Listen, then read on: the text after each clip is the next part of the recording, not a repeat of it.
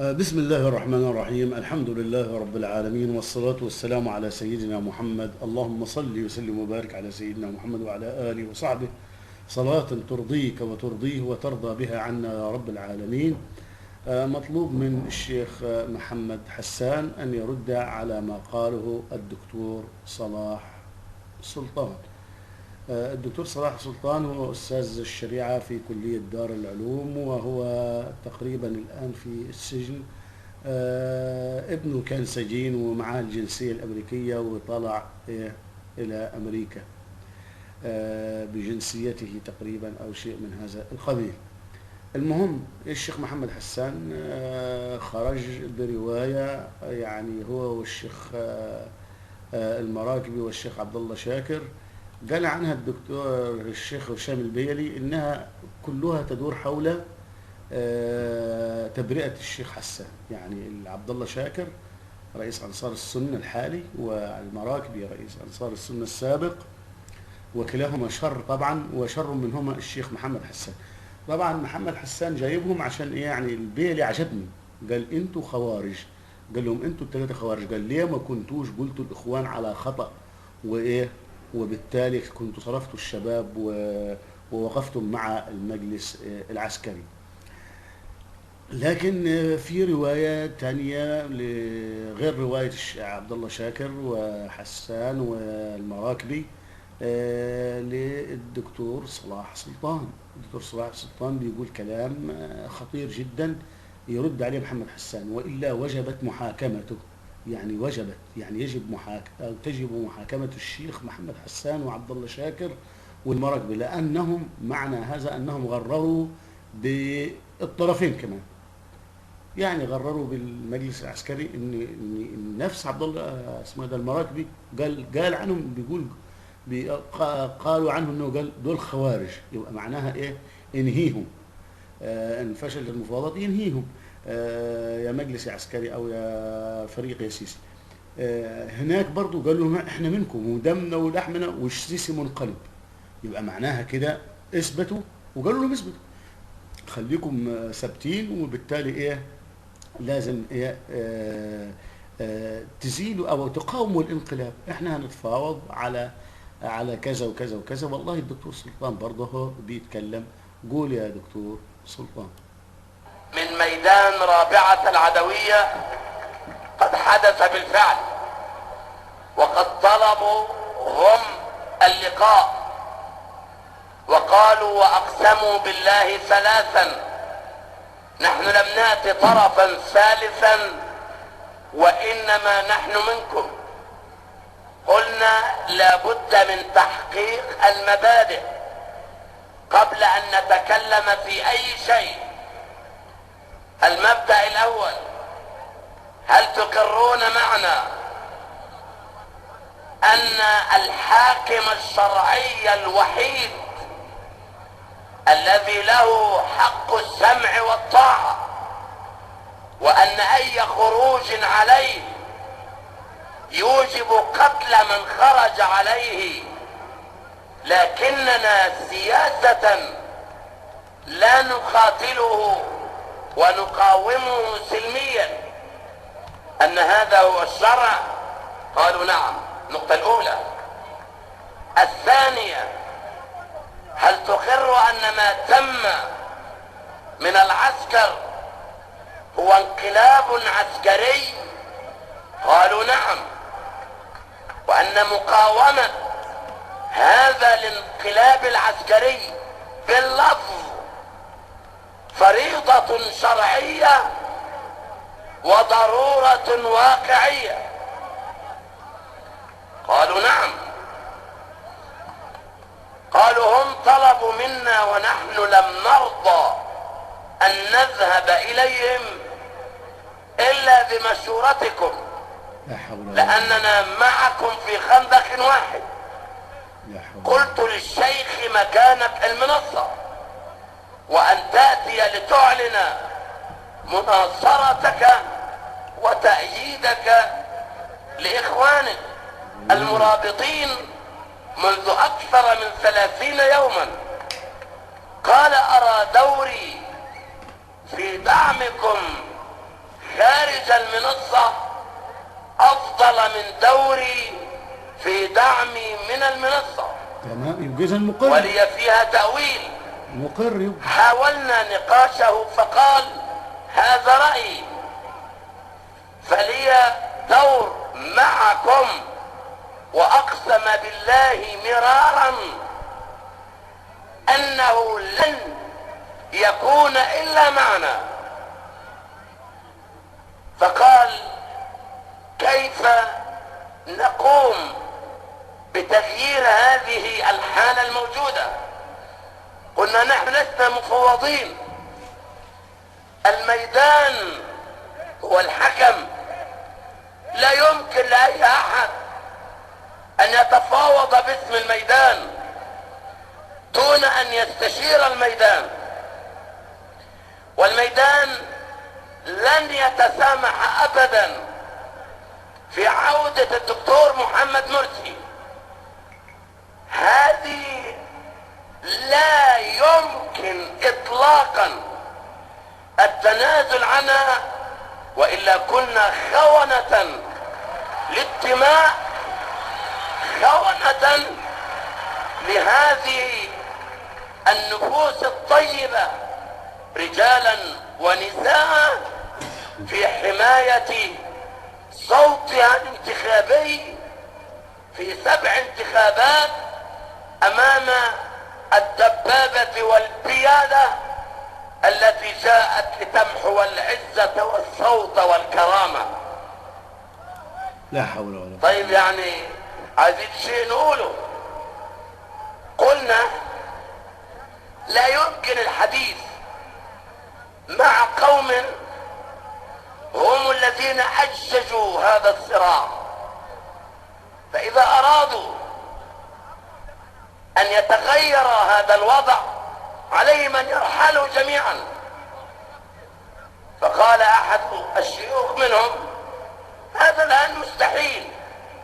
قلنا نحن لا نعرف المستحيل، طلبات غير معقولة برضه بصراحة، نحن مع الله مبالغ فيها. لا نعرف المستحيل. سيعود الدكتور مرسي وستعود الشرعية، الدستور ومجلس الشعب بإذن الله تبارك وتعالى.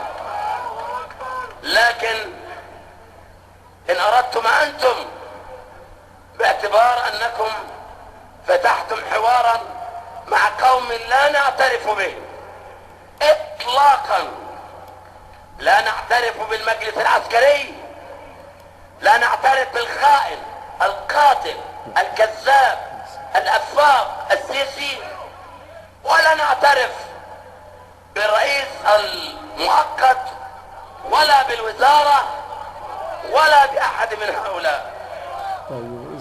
لكن إذا كانت الأجواء ساخنة، الماء الساخن لا أحد يستطيع أن يستحم، سوف هذا الماء الساخن سيحرق الشعب والجيش والسلطة والناس. هذه الأكاذيب في الإعلام لابد أن تتوقف، لابد أن تتوقف دون أن يكون هناك أي شيء من التنازل من جهتنا. تتوقف، لأن هذا جزء من جرائمهم. لابد أن يعود الدكتور مرسي، لابد في قضية محورية وهي إخراج المعتقلين ظلما، ولا يقال إفراج، إنما طلبنا بإسقاط التهم الباطلة عن هؤلاء. وهذا إذا رأيتم أنتم أن تحملوها أنتم، ليس نيابة عنا. أمال إيه فايدة التفاوض؟ هذا كلام كالشمس في رابعة، مش العدوية، رابعة النهار. ليس بيننا وبين المجلس العسكري أي رسائل ولا حوار، ليس بيننا. نحن والله أضعتم الشباب، أضعتم الشباب. نحن ما طلبنا شيئا ممن اغتصب كل شيء. قلنا ده يبقى رأيكم انتوا اذا رأيتم، باعتباركم انتوا اللي طلبتم اذا رأيتم. لكن للأسف الشديد المجلس العسكري رقم 1، هم طلبوا ونحن ما تكلمنا الا بعد ما طلع الكلام على الجزيرة. هم طلبوا في الجلسة الا يخرج الكلام عن الجلسة، ونحن نقسم بالله في ليالي الخطر لم نتنازل عن شيء مما نقوله معا في الميدان، ولن يحدث، لن يحدث. طلبوا ألا يخرج الكلام، فسؤالي لماذا خرج في صلاة الفجر في مسجد الحصري أمس؟ لماذا يحدث الناس بما طلبتم أنتم؟ فقلنا لهم حاضر، ما احنا ما عندناش حاجة، ما طلبناش حاجة، احنا انتوا طلبتوا وقلنا لكم مكانكم الميدان هنا، مكانكم دعم الشعب ان ينزل ضد الظلم والبغي، دوركم ان تدعموا هؤلاء. ثم السؤال لماذا الخروج على الجزيرة وأنتم الذين طلبتم عدم الحديث للفضائيات ولا لغير الفضائيات؟ للسبق الإعلامي طبعا. غفر الله له. السبق الإعلامي. سيظل إخواننا، نحن مجروحون، لكن كل يوم يزداد يقيننا أن الله يريد أن يمحصنا أكثر. نحن لا نعتمد أبدا إلا الله، وليس لنا إلا الله، ونلجأ، لا ملجأ ولا منجأ من الله إلا إلى الله. شكوانا إلى الله، ذلنا بين يدي الله، وعزنا أمام العالم كله بلا استثناء. أمريكا، كيان الصهيوني، أوروبا، العالم كله أبدا لا يساوي عندنا جزءا من آية نتهجد بها، جزءا من دعوة صالحة لله نتوسل بها. ثقوا في إخوانكم في التحالف، ثقوا في علمائكم. على دعم الشرعية. أرجو أن لا يتحول الميدان إلى القيل والقال. نحن نفي، فإذا حدث غير ذلك نحن نقول حقيقة لله. لكني أرجوكم دعوا هذا وراءكم. نحن إذا استشهدنا، مش إن احنا رحنا لا قدر الله غيرنا، لا انتوا كملوا.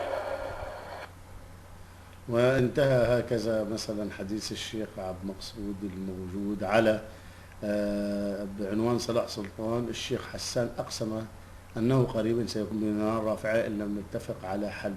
على العموم العملية واصلة والله المستعان، ربنا يصلح الحال. وإحنا عايزين نعرف الفرق بين الروايتين، إما أن يكون الثلاثة اللي هو عبد الله شاكر المراكبي حسان الثلاثة كذبة، أو الدكتور سلطان كاذب. ربنا يلطف واستغفر الله.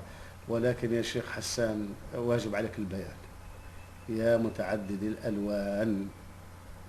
أنا حزين، وأنا متأكد يعني إن أنت قلت وجاملتهم وحاجات زي كده، وقلت أنا معاكم وقلبي بل إن الشيخ محمد رسول قال مراتي معاكم، قال لنا مراتي معاكم في الاعتصام، الله أعلم.